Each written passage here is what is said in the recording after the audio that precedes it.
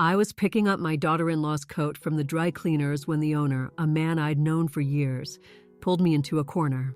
"Eleanor, I found this in her pocket," he whispered, handing me a small plastic bag.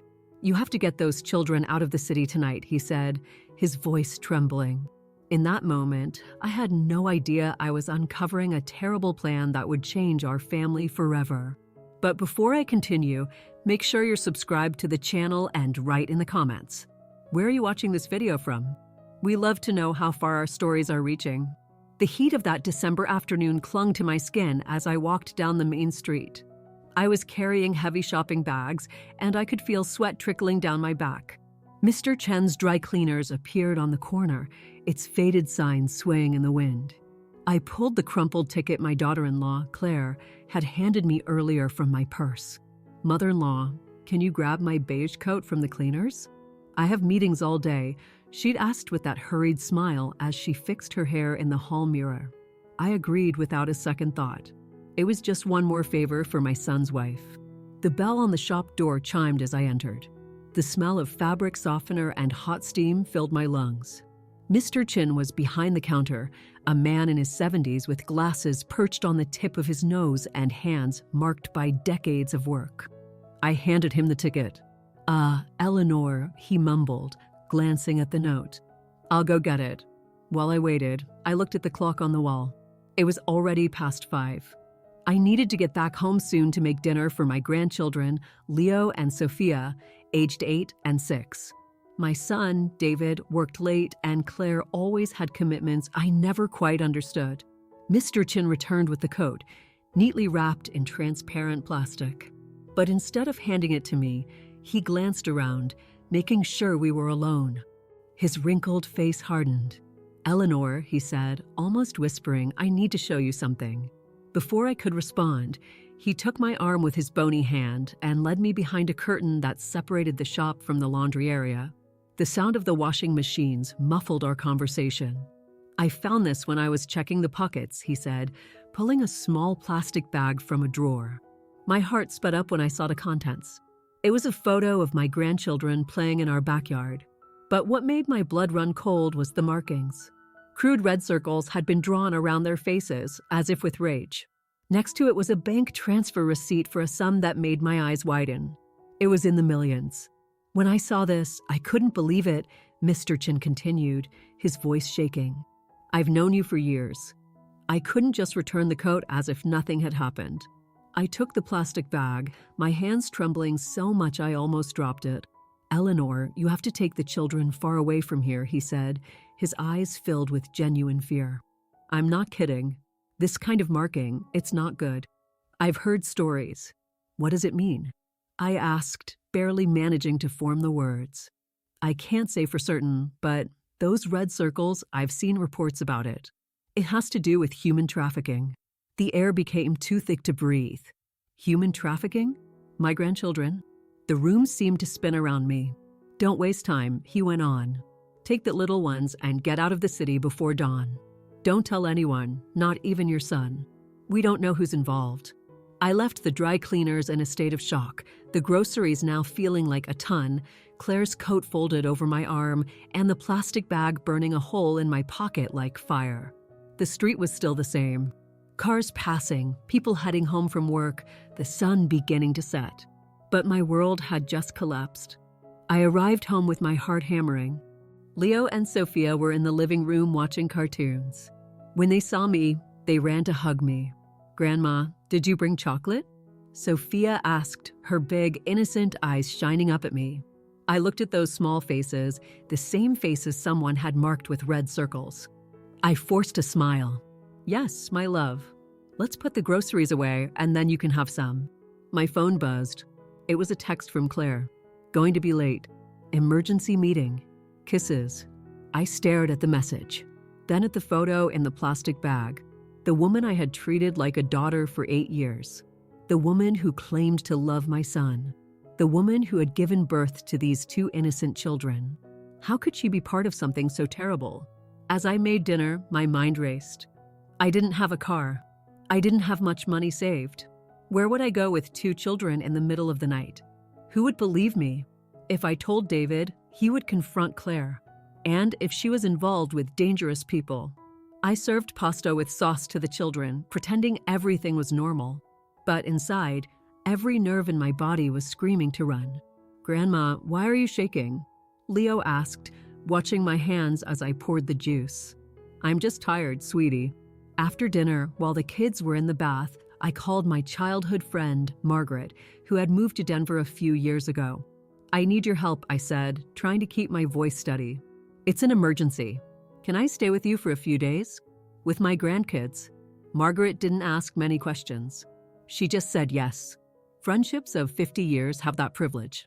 Trust without questions. Then I called a taxi, asking to be picked up at 4 a.m. At midnight, with the children asleep, I began to pack a small bag. Some clothes, toothbrushes, Leo's allergy medicine, Sophia's favorite doll. My brain felt numb, operating on autopilot. I took out my phone and took a picture of the contents of the plastic bag. It was the only proof I had, in case something went wrong. David called around 1 a.m. "Mom, I'm sleeping at the office. We have an important client tomorrow. How are the kids?" I bit my lip to keep from crying. My son, always working, always trusting that Claire and I would handle everything, completely oblivious to the danger. "They're fine, son. Sleeping. Has Claire come home yet?" "No, she sent a text saying she'll be late." There was a silence on the other end of the line. Again, he said, and I could feel his frustration. "Her meetings are getting more and more frequent." After hanging up, I sat on the edge of the bed, watching the sleeping children. In the darkness, I could only see the outlines of their small bodies under the blankets. So vulnerable, so trusting that the adults around them would keep them safe. 15 minutes before 4, I woke them gently. "We're going on a surprise trip, my loves," I whispered, helping them put on coats over their pajamas. "Now, Grandma?" Leo asked, rubbing his eyes. "It's nighttime." "Yes, dear. It's a special adventure. We're going to visit Aunt Margaret in Denver." "What about Mom?" Sophia asked, her voice sleepy. She knows we're going. She'll meet us later." Another lie. How many more would I have to tell? The taxi arrived punctually. I put the children in the back seat, fastened their seatbelts, put the suitcase in the trunk. Just as we were about to leave, I saw the headlights of Claire's car turning the corner. "Go." Quickly, I told the driver. As the taxi sped down the dark street, I looked back. Claire's car was parking in front of the house. She would get out. She would find the house empty. And then what? What would she do? Call the police? Call David? Or call her mysterious accomplices? The road to Denver had never seemed so long. Sophia fell asleep again in my lap, but Leo stayed awake, looking out the window at the highway lights and the passing trucks. "Grandma," he said quietly, "we're running away, aren't we?" I looked at him, surprised. Children notice more than we imagine. "Why do you say that, my love?" "Because you're scared. I can see it in your eyes." I hugged him tighter. "We're just going to visit Aunt Margaret. It will be fun. You'll see." But as the taxi cut through the night, carrying the last 3 members of my family I still trusted, I knew we were indeed running away. Running from a betrayal so deep I could barely comprehend it. Running to protect what was most precious. And it all started with a coat at the dry cleaners. We arrived at Margaret's house just as the sun was beginning to rise. She was waiting for us on the porch, an old robe over her nightgown, her gray hair disheveled. When the taxi drove off, she hugged me without a word, just squeezing my shoulders tightly. The kind of hug that says, "I'm here for you." Her house was simple but cozy. An old 2-story home with a backyard garden and a kitchen that smelled of coffee and homemade bread. She led the still drowsy children to the guest room while I collapsed into a kitchen chair, exhausted. "Now, tell me what happened," Margaret said, placing a cup of strong coffee in front of me. "You wouldn't run away in the middle of the night without a good reason." With trembling hands, I showed her the photo I'd taken of the contents of the plastic bag. Her eyes widened. "My God, Eleanor. I found it in Claire's coat. The dry cleaner showed it to me. He said I had to protect the children." Margaret sat down heavily across from me.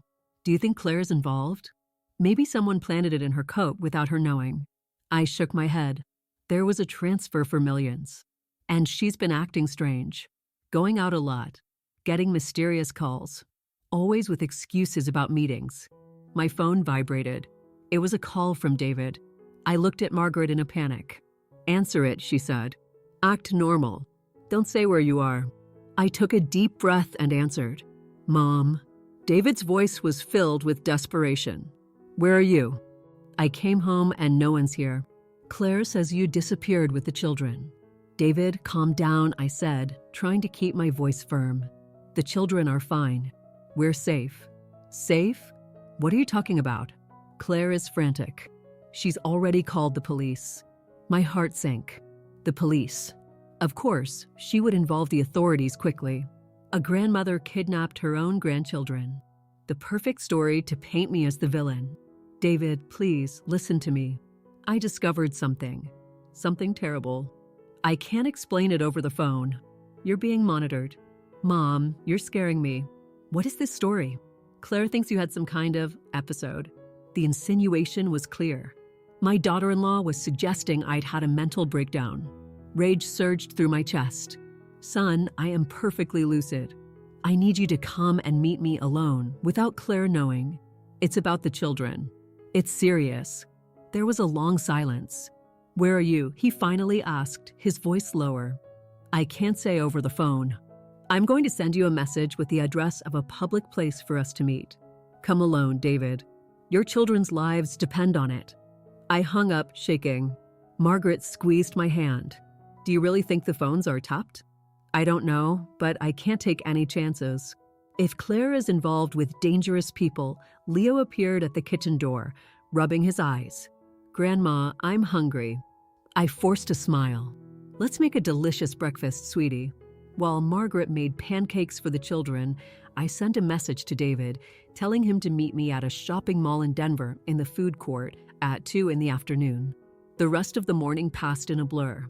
I tried to act normally with the children, who were delighted with Margaret's garden and the fat cat that lived there. But every noise made me jump.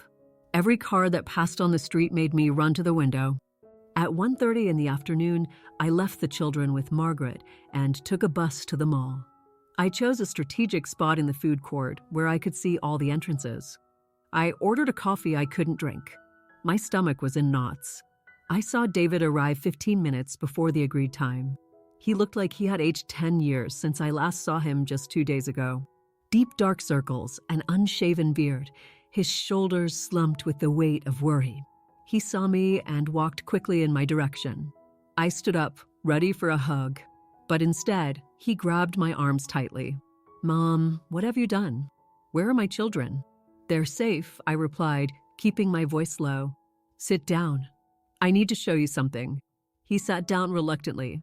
I took out my phone and showed him the picture I had taken. "I found this in Claire's coat. Mr. Chen at the dry cleaners gave it to me yesterday." David took the phone, staring at the image. I saw his face change from anger to confusion, then to an expression I couldn't interpret. "What are those circles?" he asked, his voice barely audible. "According to Mr. Chin, it's a mark used by human traffickers." "David, I think Claire was planning to sell the children." He shook his head vehemently. No, that's absurd. There must be some explanation. Claire would never. She loves her children." "Look at the value of the transfer," I insisted. "Millions. And how long has she been acting strange? Late-night meetings? Business trips? Always on the phone with people you don't know." I saw the doubt grow in his eyes. David worked so hard, trusted so blindly, that he never questioned his wife's increasingly frequent absences. Even if it were true," he stammered, "why did you run? Why didn't you come to me first?" "Mr. Chen told me not to trust anyone. We don't know who's involved, David." If Claire is part of a larger network, David ran his hands over his face, trying to process what he was hearing. "I need to see my children," he said finally. "I need to make sure they're okay." "They are. But before I take you to them, we need to decide what to do. If you confront Claire, she'll deny everything. She might even convince you I'm crazy. We need more concrete proof." "What proof?" "This could be anything," he said, pointing to the photo on the phone. "It could have been planted. It could be a misunderstanding." I expected that resistance. No one wants to believe the person they chose to share their life with is capable of such betrayal. David, did you never suspect anything? Never see anything strange? He was silent for a long moment. There was a safe, he said finally. In the closet in our bedroom. Claire said it was for storing jewelry, but I never had the combination. And lately, I've seen strange movements in our joint account. Large sums being transferred. My heart sped up. We need to see what's in that safe. Mom, that's an invasion of privacy. We can't just. We're talking about the safety of your children, I interrupted, more harshly than I intended. If I'm wrong, I will apologize to Claire on my knees. But what if I'm right? Could you live knowing you had a chance to save them and did nothing? I saw the internal struggle in his eyes. The love for his wife against the concern for his children.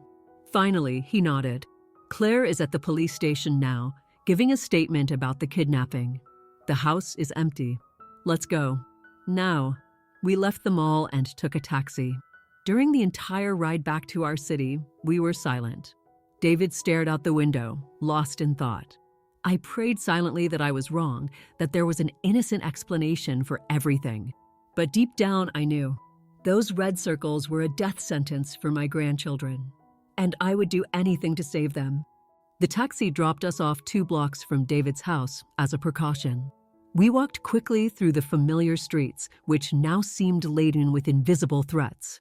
The 2-story house where my son had built his family appeared before us, silent as a tomb. David opened the door with trembling hands. The inside was exactly as I had left it the night before. Leah's toys scattered on the carpet. Sophia's coloring books on the coffee table. There was a strange stillness, as if the house knew we were about to expose its secrets. The safe is in our closet, David said, heading up the stairs. I followed him to the master bedroom. The king-size bed was unmade, probably from Claire's panic upon discovering our disappearance. The closet was spacious, with Claire's expensive clothes hung in meticulous order on one side and David's simple suits on the other.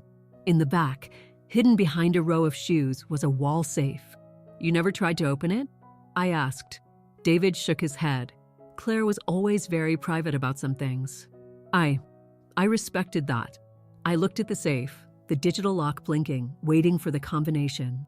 Do we have any idea of the code? David sighed, thoughtful. She uses the same password for almost everything. Our wedding date. He typed in 6 numbers. The safe didn't open. Maybe the children's birthdays? More attempts, no success. I looked around, searching for a clue. On Claire's vanity, there was a picture frame with a photo of her with a man who wasn't David. They were smiling, too close to be just friends.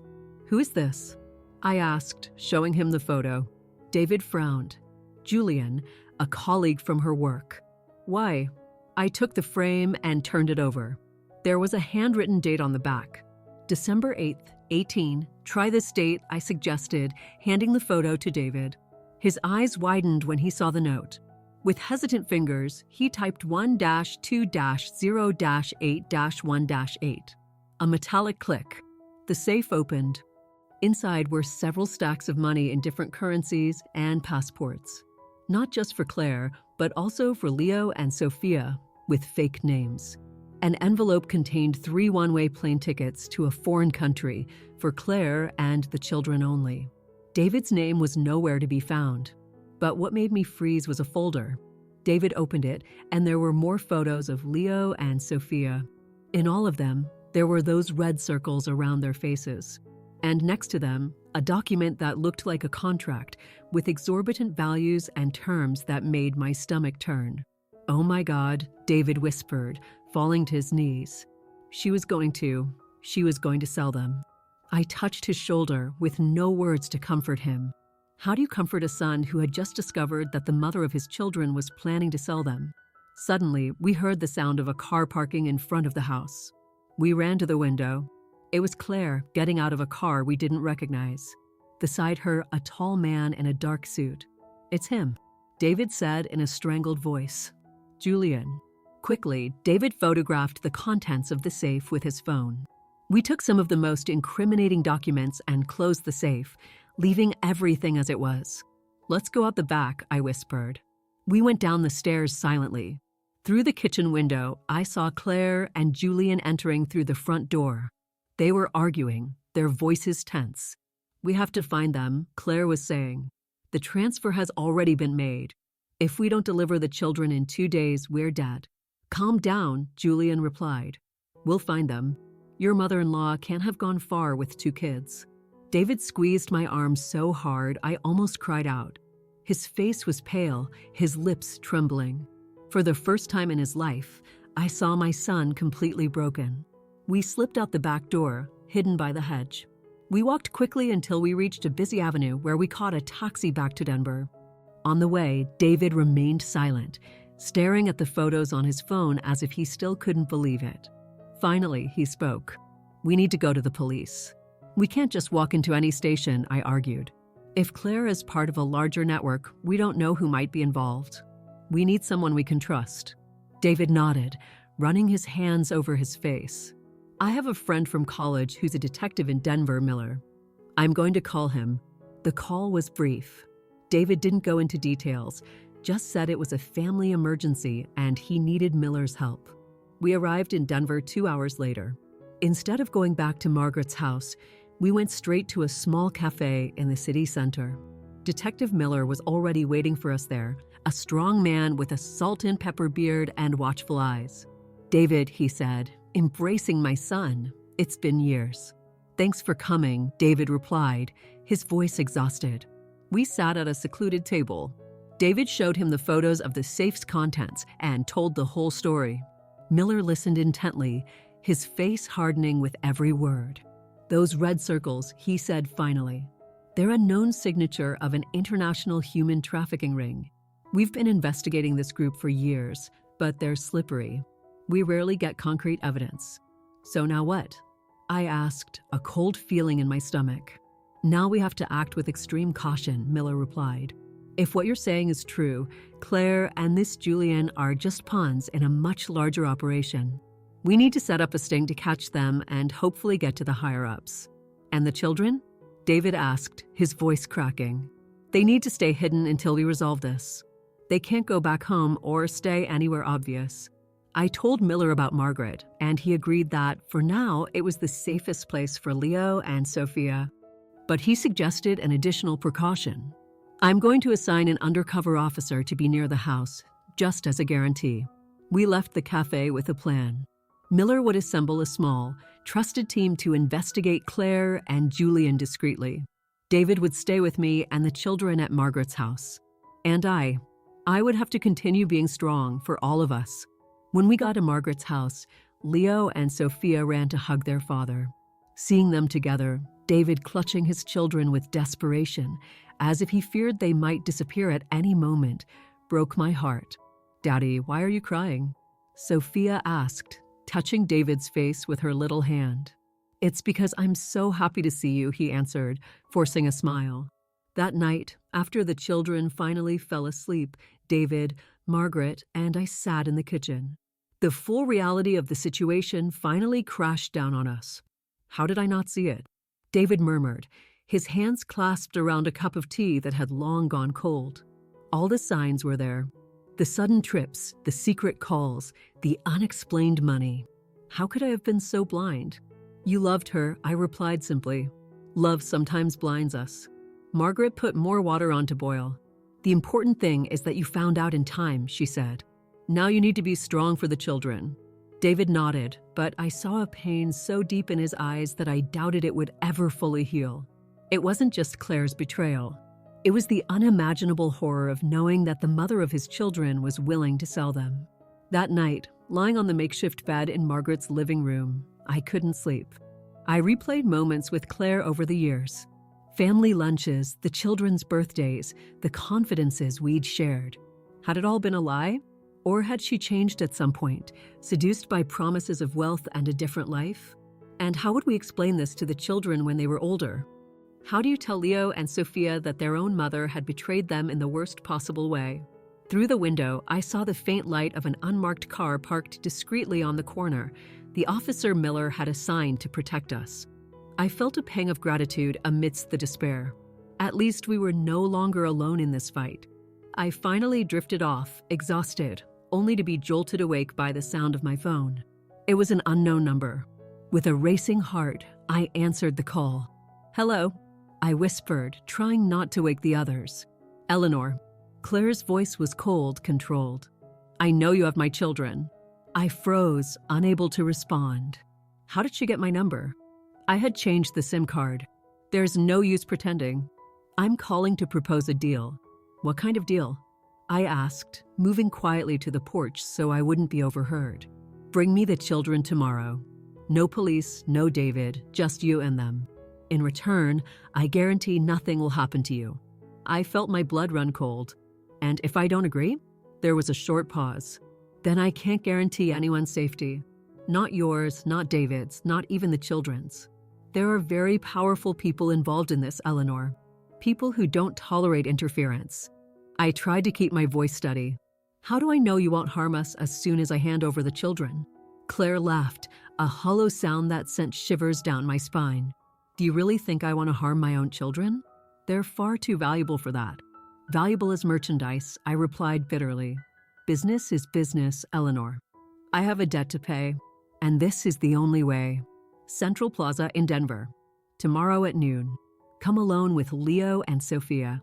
The line went dead. I stood there, trembling on the dark porch. The officer in the car must have noticed my silhouette as she briefly flashed her lights, a silent signal that she was watching. I went back inside and woke David. He listened to my account of the call with a pale face. "I'm calling Miller immediately," he said. Miller showed up at Margaret's house less than an hour later, accompanied by 2 other plainclothes officers.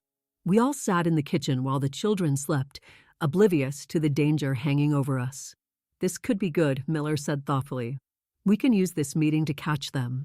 "It's too risky," I protested. "What if something goes wrong? What if the children get hurt?" "We won't bring the real children," Miller explained. "We'll set a trap. You'll go to the agreed-upon location, but with disguised agents instead of the children. We'll have teams positioned all over the plaza." David ran a hand through his hair nervously. "What if they notice?" "That's why we need to be extremely careful in our planning," Miller said. "We need to make it look convincing enough for them to approach, but ensure your safety." We discussed the details until dawn. The plan was risky, but it was our best chance to capture Claire and her accomplices. I would be the bait, pretending to have brought the children as demanded. When the sun finally rose, I was exhausted but determined.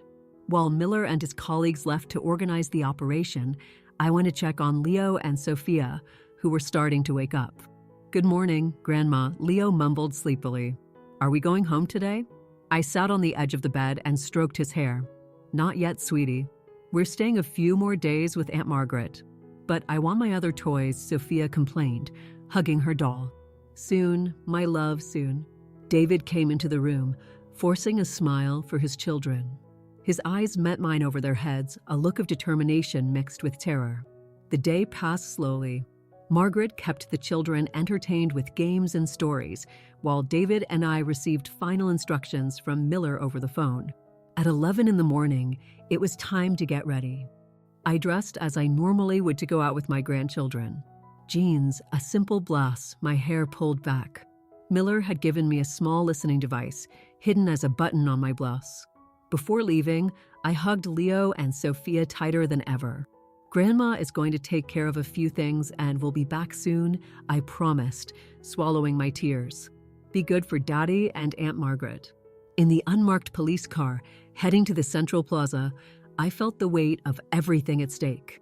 2 child-sized police officers, a man and a woman, dressed exactly as my grandchildren would be, sat beside me. "Are you okay, ma'am?" the officer driving asked. "Yes," I replied, though my heart was beating so hard I thought it might break through my chest. The Central Plaza was relatively quiet for a weekday. A few mothers with children on the swings, elderly people sitting on benches, people hurrying across to work. Undercover officers were strategically positioned. A popcorn vendor, a woman walking a dog, a man reading a newspaper. I sat on a bench in the center of the plaza, the 2 decoys beside me. It was 5 minutes to noon. "It's okay," I whispered to myself. "It's going to be okay." Exactly at noon, I saw Claire enter the plaza. She was elegant as always, her hair perfectly styled, dark sunglasses covering her eyes.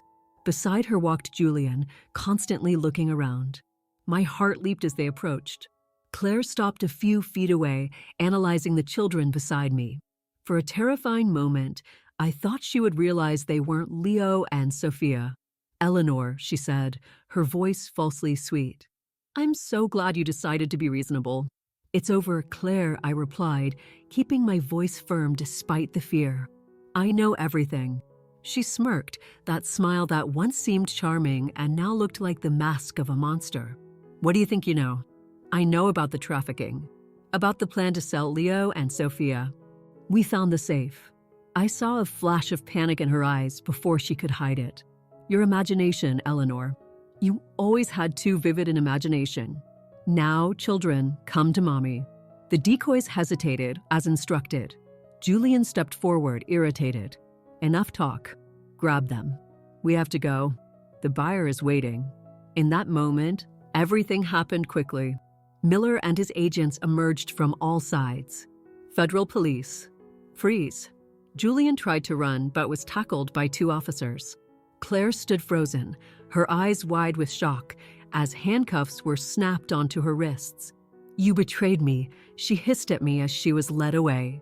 "They won't let this go. You don't know who you're messing with." Her words sent a chill down my spine. Even with Claire and Julian arrested, the threat wasn't over.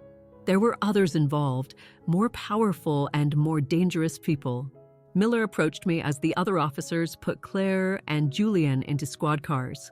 "You were very brave," he said, squeezing my shoulder. "We got them. Now we can follow their trail to the heads of the operation." "And my family?" I asked, still trembling. "Are we safe?" "We'll keep you under protection until we're sure everyone involved has been captured," he guaranteed. "But you can't go back home yet. I'll arrange a safe house." At the station, I was reunited with David. He hugged me tightly, tears streaming down his face. "It's over, Mom," he said. "You saved my children." But as we waited to give our statements, watching Claire and Julian being interrogated in separate rooms, I knew it wasn't over. It was just the beginning of a long fight for justice and, more importantly, for the safety and future of Leo and Sophia. 3 months passed since that day in the plaza. We were temporarily living in a safe house provided by the Witness Protection Program in a small town in rural Colorado.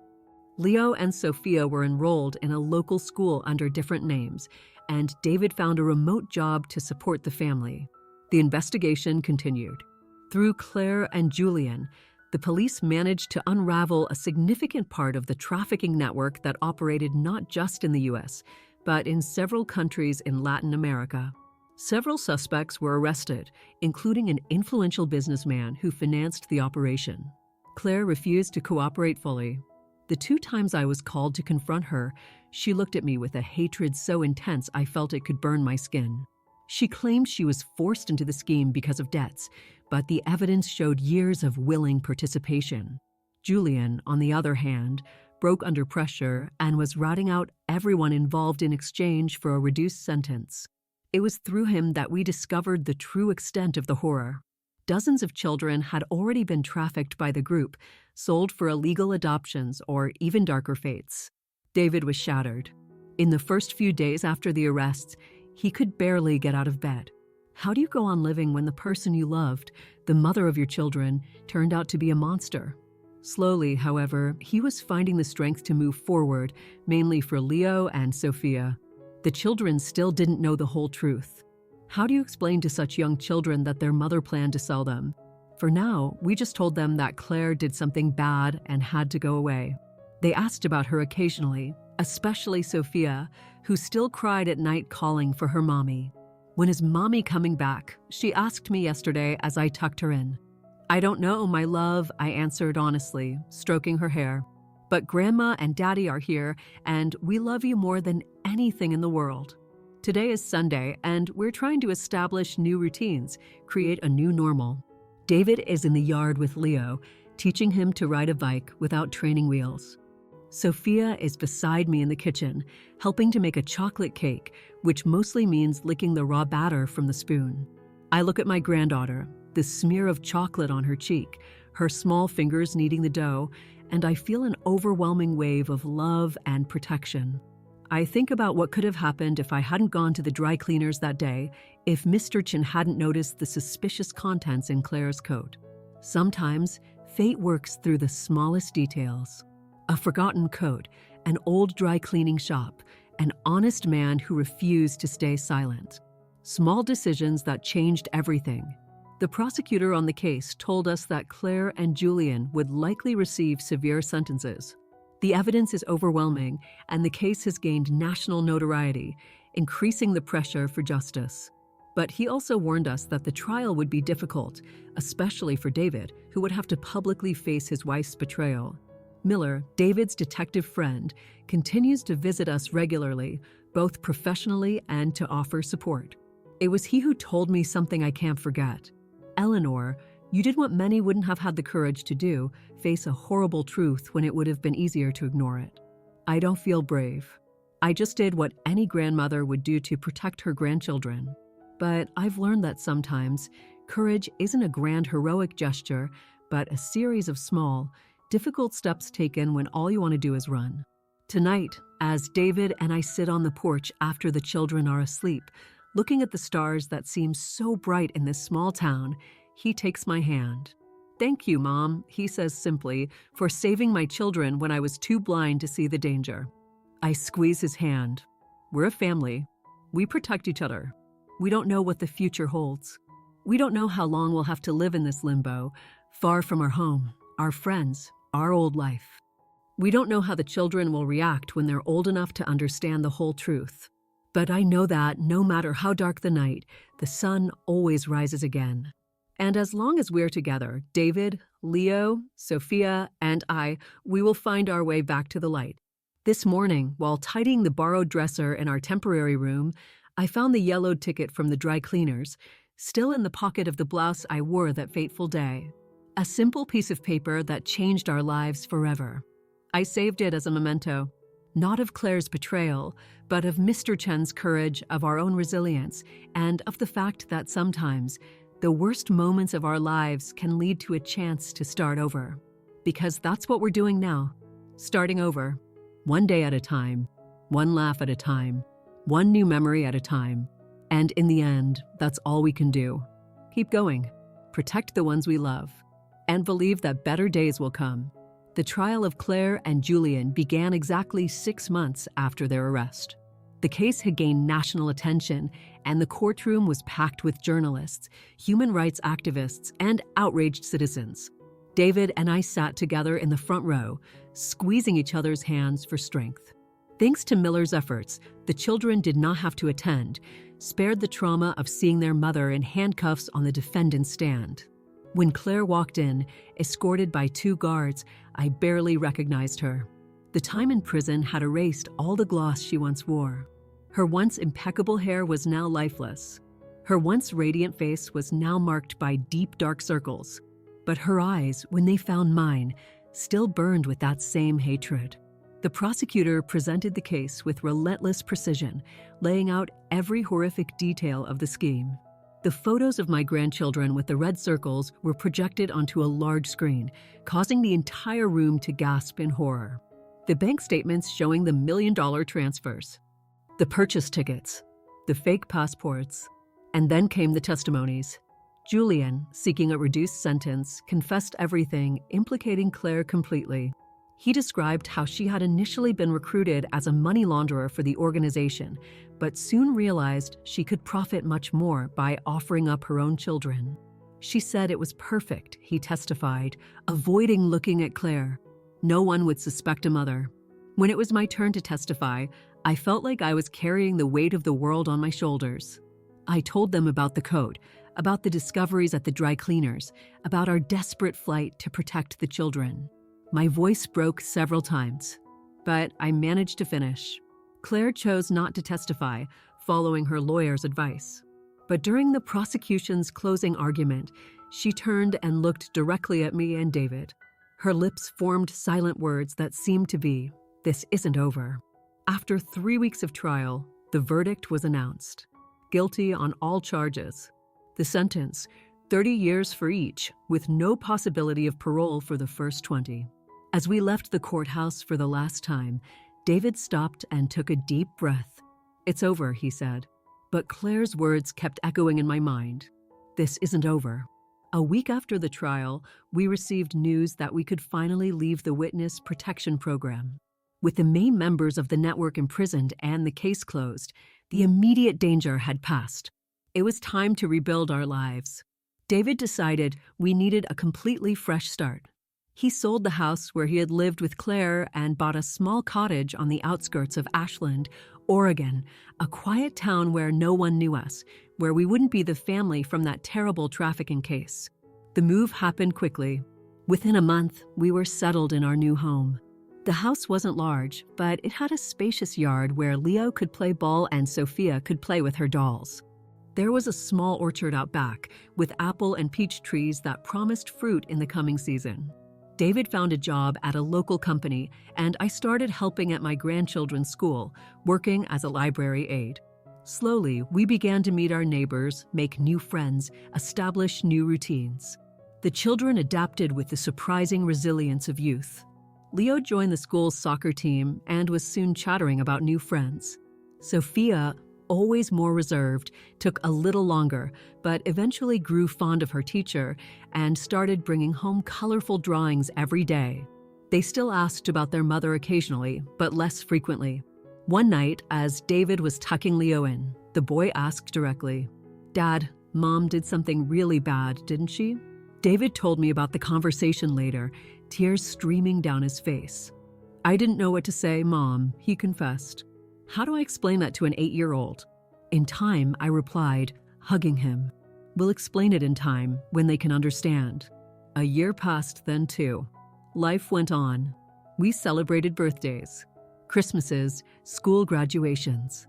David met a music teacher at the children's school, Sarah, a gentle and patient woman who entered our lives with respect and without haste.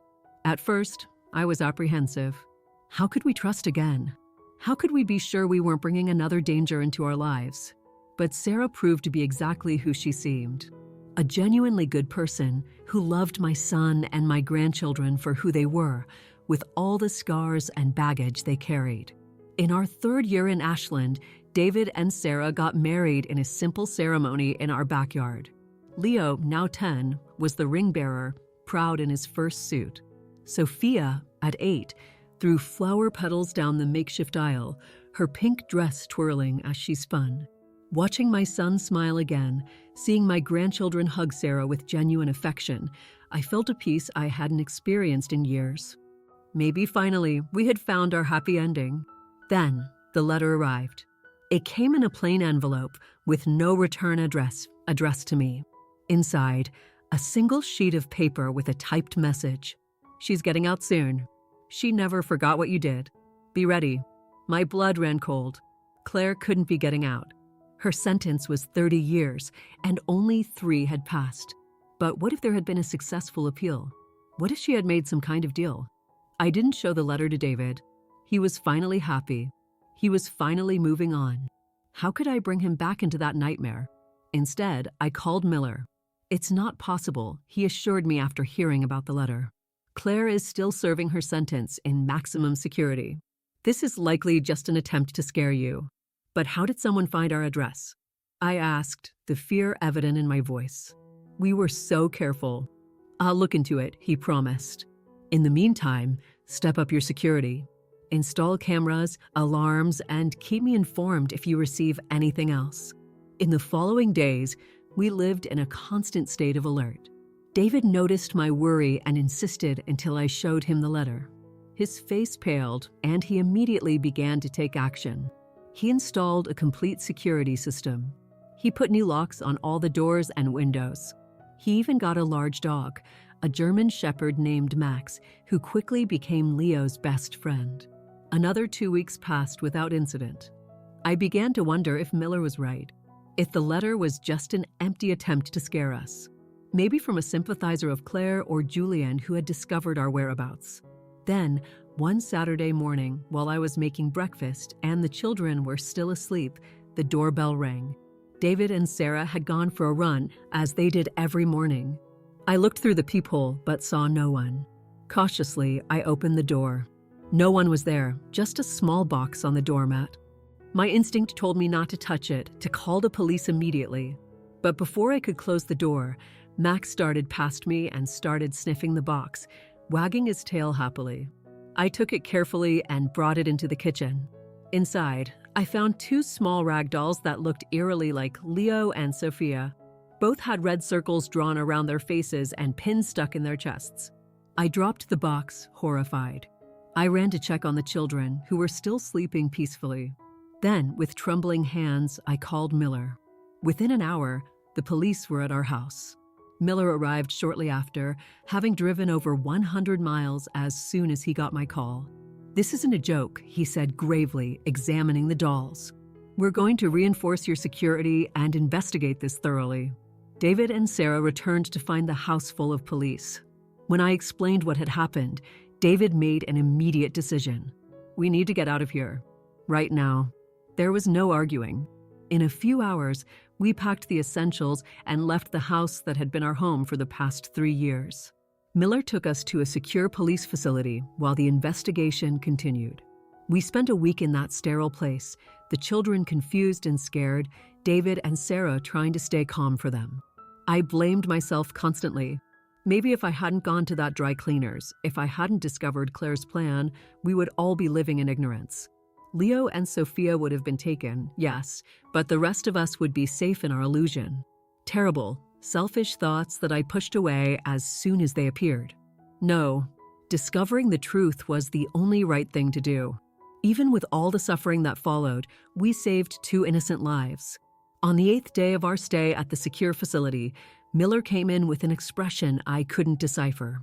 "We found who sent the dolls," he said. "And it wasn't Claire." "Then who?" David asked, holding Sarah's hand tightly. "A woman named Monica Silva, Julian's sister.